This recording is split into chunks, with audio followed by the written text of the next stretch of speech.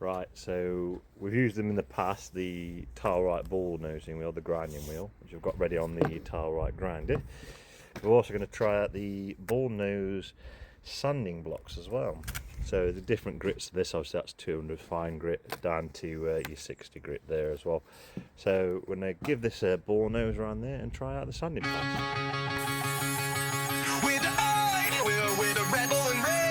Right, so now I've bullnosed it with the grinding wheel, and then now use the sanding blocks that TileRite have given us. Patio slightly mislaid.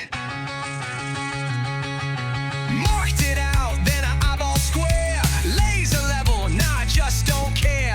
Customer says the wall's not quite right. Cool, enjoy your wonky bricks at night.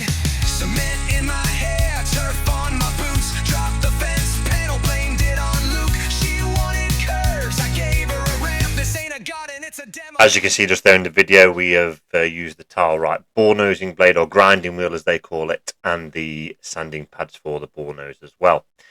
So yeah, fantastic product. I've used the bullnosing blade, the grinding wheel before, quite a few times in fact, and the sanding pieces just give that extra bit of polish down as well. And if you've got any imperfections within the slab itself once you've bullnosed it, just getting that extra little bit of sand down helps to just polish it up and give a nicer finish to it. So absolutely brilliant product, 10 out of 10.